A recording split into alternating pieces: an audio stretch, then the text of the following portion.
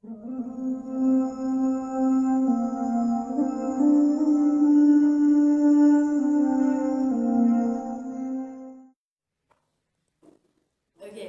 so today I'll be discussing my journey to Islam. I grew up in a Catholic home. My mother and all of her family is Catholic. My mother's also Portuguese, so Portuguese people, they tend to really cling on to their religion. And so I attended Sunday school or catechism classes throughout my childhood and my teenage years. And I was confirmed in the Catholic Church, which is basically when you decide that you are going to follow this religion in your adult life. And that didn't really happen with me. And my parents got divorced when I was 7 years old. So most of my childhood I was raised by my mother. And my father, he isn't really religious. So my mother, she really enforced religion in our household. And she made sure that we attended church every Sunday and that, missing church was not an option. She would make sure that we would go to one of the different services. If we missed the early service, we'd go to the later service. And so in school, I attended a girls' school for 13 years. And when I was there, I was bullied a lot. And I was just always kind of the different girl. I wasn't very smart, but I was slightly above average. And this one particular girl in high school, she felt threatened by me for some reason. And so her response to that was bullying me, making fun of me. And she was in my class from grade 8 until matric, and so it was very easy for her to do this. Like, she made fun of my hair, really stupid, childish things. Like, every time I answered a question in class, she would laugh at me, or like talk about me, like I was right there. Yeah. So I didn't really have the best of experiences in school. And also the friends that I did have in school, they weren't really supportive and they didn't really care about me. Like, we would have lunch together and we would hang out on weekends sometimes, but they didn't really care about how I was doing, what was going on in my life. They were just friends with me for the sake of being friends with me and for having lunch together and just having someone to sit with. And throughout high school, there were times where I had a bit of a rough patch, and I would find myself being very lost. And twice, maybe in grade 9 and 11, I would cling on to Christianity. So I had these phases where I became extremely, extremely religious, extremely Christian. Like, I think at my school we had something called Capstone. That was like the Christian Union. And I went on their camps and I was born again and all of those things that I don't really believe in now. So when I had rough patches, I had a few, I would cling on to Christianity. But in matric, I had a bad year, I would say. I found myself becoming very lost, and Christianity wasn't doing it for me anymore. And I just felt like I couldn't connect to Christianity anymore. So in matric, I started doing some things, nothing too bad, but like it went against what I learned at catechism classes. So it went against like what Christians should follow. Sorry, there's yeah. So after matric, these friends that I had, they cut me off completely. And so I used to see posts on Facebook and Instagram everywhere. They're going to like restaurants without me, and we were all friends. Like, I didn't do anything to hurt them or anything like that. So I was quite lonely and hurt after matric. So when I started university during orientation, I made a point of finding male friends because of my past experiences with females. I didn't want to be near any girls who were going to gossip and bully me. So I became friends with one Muslim guy, and then soon after we became friends with another Muslim guy, and we became best friends after that. It was quite amazing.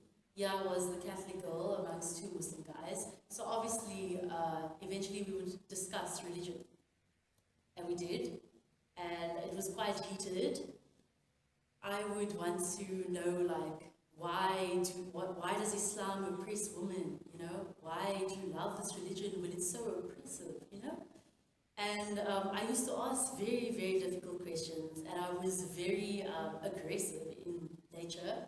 And the way that they responded, they were so patient, they were so kind towards me.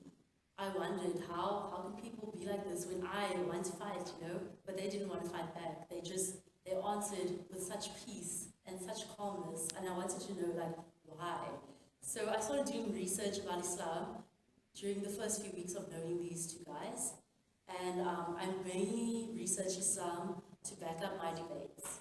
And so I did use what I researched to back up my debates initially, and then my friends, they were still very calm with me, and they encouraged me to do more research and to listen to lectures. And so I did this, and then orientation was at the end of Jan, and by mid-Feb, I decided that I wanted to become Muslim. It like happened really quickly. But, so I stopped eating pork and I stopped drinking in mid-Feb, and I really wanted to become Muslim, but I had my doubts about Islam because I wanted to be a Muslim, but I didn't really want to be a full Muslim. So I wanted to be a Muslim, but I didn't want to wear hijab, and I didn't want to wear loose clothing. I wanted to wear the tight clothes. I wanted to just look like how I looked back then, but just being Muslim because it was a better way of life. And that didn't last very long. Alhamdulillah. Yeah. So the months from me deciding that I wanted to become Muslim to the point where I actually became Muslim, when I took Shahada, in those months it was basically me stressing on how to tell my family that I want to become Muslim. And so, and also those months were filled with me learning more about Islam by myself, doing my own research, making sure that this was the right decision for me. And so by June, I told my parents that I wanted to become Muslim, and they reacted in a very interesting way. I expected worse, but okay. I told my mother, and my mother said that I can either choose between being Muslim and living somewhere else, or staying Christian and staying at home. And so now I was at a crossroads, I guess. I had to choose between Islam or Christianity, my family or living somewhere else. And so I guess I'm very stubborn. I knew that Islam was the right way of life for me.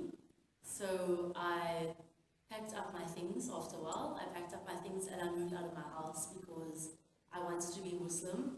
And I knew that I was creating a divide between me and my family, but Islam was the truth and I wanted to be closer to Islam. And yeah, and moving out allowed me to be closer to Islam. So I was out of my house for about a month because my mother wasn't happy with me staying at home as being a Muslim. And I stayed with two different Muslim friends. And the first friend that I stayed with, I wasn't very happy there because here I was a person who was just interested in Islam. And I was forced to wear hijab and fast. And I was like, but why? I'm not even Muslim yet. And so I told my one friend, listen, I'm not happy here. I don't think I'm going to grow as a person. I don't think I'm going to grow much as a Muslim here. So can I please stay with you for a while? And so I lived with that friend for about 2.5 weeks. So yeah, I moved out of my house the nights before Ramadan started. So I probably entered into, like, I found out more about Islam at like the right time where everyone is like, you know, basically high on Islam. But it was very overwhelming at the first house because I was expected to fast and wear hijab, and I had to attend mosque every night, and I didn't understand any words in Arabic. So I was just sitting there with my little translated version of my Quran, and I was like, what on earth is going on here? And so I'd make small talk with this pregnant woman that was sitting next to me, you know, like I didn't know what was going on. So at the second house, I heard people talking, like saying how I'm not growing as a Muslim, I'm not progressing, I'm stagnating. And that also made me feel really depressed, because I gave up like living with my family to be closer to Islam, and then I was close to Islam, but the Muslims were telling me that I wasn't close enough, I wasn't growing fast enough. And so eventually I had to move out of that house, not because of any bad blood or anything, but there was no longer space for me there. And so I moved back home to my family, and my mother was initially relieved to have me back at home, but she pleaded with me. She asked me, please, like, stop your nonsense with this Islam and just be Christian again. It's just easier. And yeah, I stayed. I was still stubborn with my ways. I wanted to become Muslim.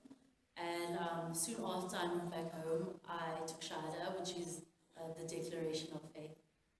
And I took Shahada on my birthday, and I was at a friend's house. I wasn't in a mosque like most people think you have to take Shahada in a mosque with an imam or a sheikh or some religious person, someone with a lot of knowledge. But I literally took Shahada in front of my friends on my birthday. And it was a really special day for me, because for almost half a year I found Islam, I learned more about Islam, and finally I was becoming Muslim. And it like really warmed my heart to know that all the sins from Jahiliyyah were forgiven, like they vanished, they evaporated, like into thin air, like I could start over again. So yeah, it was a really emotional day. And I think my Arabic has like improved slightly since then. So yeah. My father, when I told, well, I didn't directly tell my father that I wanted to embrace Islam. He heard through my mother, because when I did tell my mother that I wanted to embrace Islam, I had a friend there for moral support, because I thought I was going to be killed. Yeah, so my mother told my father, because he happened to be in South Africa at the time. My father usually lives in the UK, like right now. And my mother told my father, and my father told me that I should wait until I finished studying to embrace Islam. But I obviously didn't. And yeah, when I moved out, he told me that he's not going to pay for my fees anymore and stuff like that. But alhamdulillah, he still pays for my fees.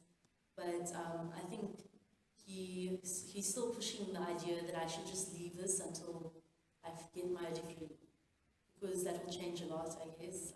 I'm not too sure what it will change. Yeah, maybe I think what my father and my mother worry about the most is that I'm bringing my religion into their home, and I'm dependent on them, and they are forced to accept it in that way. You know? So I'm financially dependent on them. So they are forced to accept Islam to a degree when they don't want to accept it. Yeah.